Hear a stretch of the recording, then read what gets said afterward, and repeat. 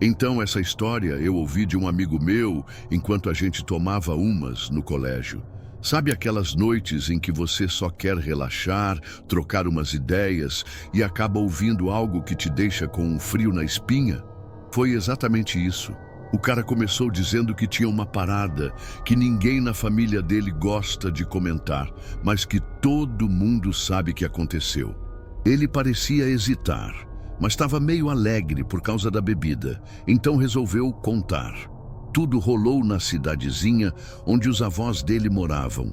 Era um lugar pequeno, pacato, cheio de histórias e superstições, sabe?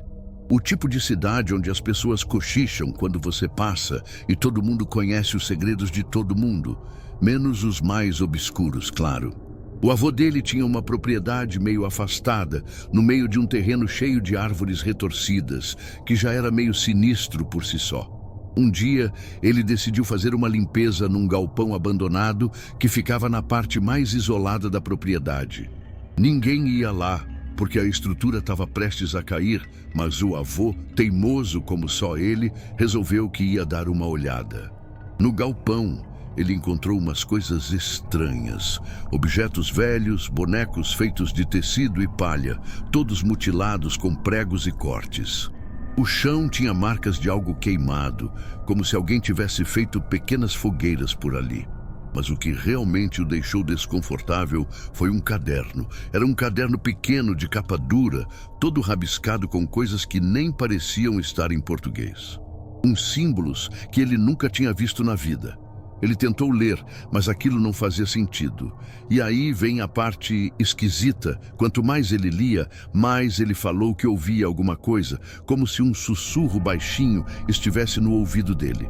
Meu amigo contou que o avô ficou muito perturbado, mas resolveu não contar para ninguém.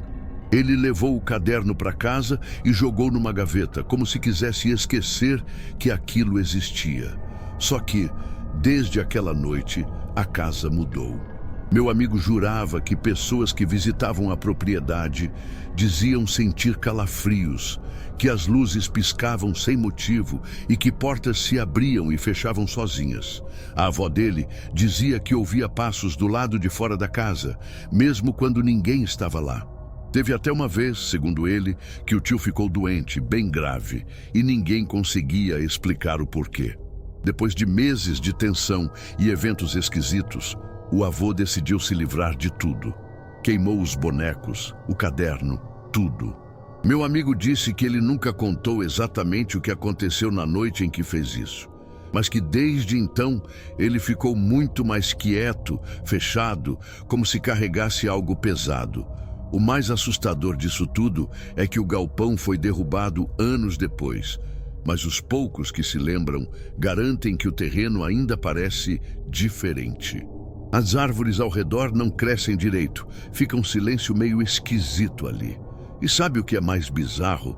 Quando meu amigo terminou de contar isso, ele soltou um riso nervoso e disse: "E sabe o que meu pai achou outro dia, mexendo nas coisas velhas do vô? Um caderno pequenininho, com capa dura, igualzinho ao que ele tinha queimado. Ninguém sabe dizer como aquilo foi parar lá de novo." Meu amigo terminou de contar a história, olhando para o copo de bebida, como se buscasse alguma explicação ali dentro. Eu ri, meio sem graça, tentando quebrar o clima pesado, mas ele continuou sério. "A parte que me deixa mais encucado", ele disse, "é que meu pai jurou que nunca mexeu na gaveta onde encontrou o caderno. Ele disse que um dia foi como se algo o chamasse, tipo um impulso. E aí encontrou o caderno de novo, do nada. Eu brinquei, tentando aliviar. 'Ah, vai ver, é outro caderno qualquer, a memória dá uns bugs, sabe?' Mas meu amigo só levantou a manga da camisa e mostrou o braço. A pele dele estava arrepiada. Ele olhou nos meus olhos e disse baixo, quase num sussurro: 'Não é só isso.' Depois que meu pai guardou o caderno num armário trancado, eu comecei a ouvir coisas no meu quarto à noite, tipo uma respiração bem pertinho do meu ouvido. Aquela hora eu engoli seco e ele deu um meio sorriso nervoso. Só sei que, no fundo, algumas coisas a gente devia deixar enterradas, bem enterradas."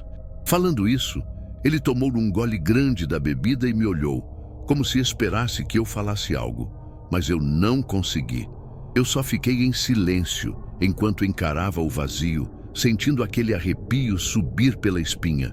Só que, antes que eu pudesse dizer qualquer coisa para quebrar o clima esquisito, o cara se virou para mim com os olhos um pouco arregalados, como se tivesse lembrado de algo.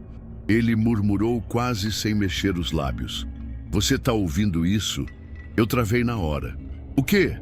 Perguntei rindo, tentando me convencer que era só mais uma peça da minha cabeça. Ele não respondeu. Só ficou me encarando, totalmente pálido. Foi quando eu finalmente escutei um sussurro bem atrás de mim. Eu congelei, meu coração disparou. Não queria, mas virei lentamente a cabeça para trás. Não tinha nada ali, nada. Mas o sussurro continuava, como se estivesse circulando a gente. Meu amigo só me olhava, imóvel, o rosto dele parecia mais branco a cada segundo. "Cara, isso não tá certo", ele murmurou, a voz tremendo. A gente se levantou rápido, deixou as bebidas pela metade e saiu dali quase correndo. Enquanto caminhávamos pelas ruas escuras, o som parecia nos seguir, fraco, mas constante. Quando finalmente nos despedimos, ele me disse: Só não pense muito nisso, tá? Essas coisas ganham força quando a gente dá atenção." Eu ri, nervoso, tentando fingir que nada daquilo me afetava.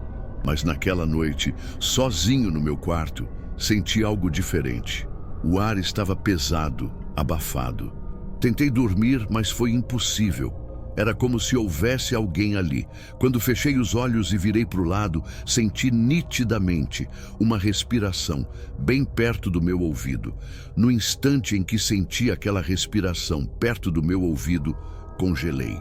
Meu corpo inteiro ficou paralisado e o som parecia ficar mais nítido, como se algo estivesse inclinado bem ao meu lado, observando cada movimento que eu sequer conseguia fazer.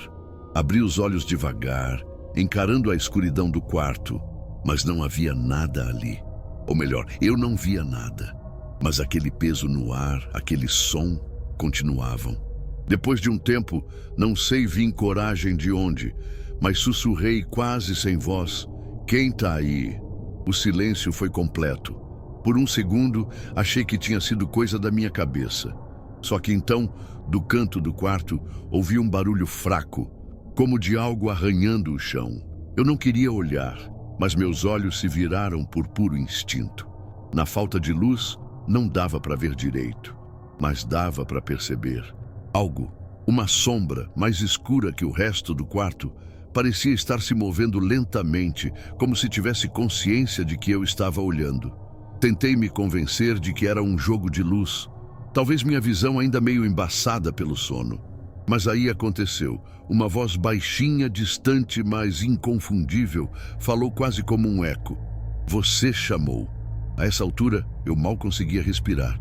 Me encolhi na cama e tentei me convencer que estava delirando, mas não tinha como negar o que estava sentindo. A sombra parecia crescer, se aproximar da beira da cama, e eu estava completamente imóvel, como se meu corpo já não fosse meu. O som da respiração continuava, mas agora era mais grave, mais próximo. Fechei os olhos com força, rezando para que aquilo acabasse, mas quando os abri de novo, algo me fez perder o ar. Ao lado da cama, muito perto de mim, 2 olhos brilhantes surgiram, flutuando na escuridão. Eles não piscavam, só me encaravam. Minha mente gritava para eu fazer algo, correr, gritar, qualquer coisa, mas minhas mãos estavam geladas e meu corpo não reagia. De repente, os olhos desapareceram como se nunca tivessem estado lá, e o quarto ficou em total silêncio. Só que eu sabia que aquilo não tinha terminado. No fundo, ainda podia sentir. Não estava mais vendo, mas aquilo ainda estava comigo, esperando no escuro. Naquela noite não consegui dormir. Cada som, cada sombra no quarto parecia ter um propósito. Fechei os olhos novamente, tentando me convencer de que tudo era fruto da minha imaginação. Mas sentia aquela presença ainda ali, rondando. Passei horas assim, até que já de madrugada a respiração começou de novo, dessa vez no pé da cama. Meu corpo se recusava a reagir, mas meu coração parecia que ia explodir. Então algo puxou meu cobertor devagar, como se quisesse me testar. Não consegui gritar, só fiquei lá, paralisado. O cobertor caiu no chão e no silêncio uma voz rouca sussurrou de novo, mais clara desta vez. Você não deveria ter ouvido. Naquele instante, o arrepio tomou conta de mim de uma forma que nunca tinha sentido antes. Meu corpo estava preso, pesado, como se alguma coisa tivesse me segurando ali, impossibilitado de reagir. Os segundos pareciam durar horas, enquanto eu tentava processar o que estava acontecendo. De repente, do lado da cama, ouvi um som. Era como se dedos arranhassem o chão, aproximando-se devagar. Meus olhos se abriram só para ver uma sombra alta se erguer ali, imóvel, me observando. Quando finalmente consegui reunir forças para me mexer, a coisa avançou. Não corri, não gritei, tudo escureceu. Acordei no dia seguinte, sozinho no meu quarto, como se nada tivesse acontecido. Já tinha luz entrando pela janela e tudo parecia normal. Mas ali, bem no canto do quarto, perto onde a sombra apareceu, vi algo que gelou meu sangue. Um pequeno caderno de capa dura, repousando no chão. Meu coração disparou quando percebi. Era idêntico ao que meu amigo tinha descrito, e eu nunca tinha contado a ninguém sobre essa história. A única coisa que consegui pensar enquanto olhava para aquele caderno era que, não importa o que eu fizesse, algo tinha respondido ao chamado naquela noite, e agora parecia ser a minha vez de carregar a maldição.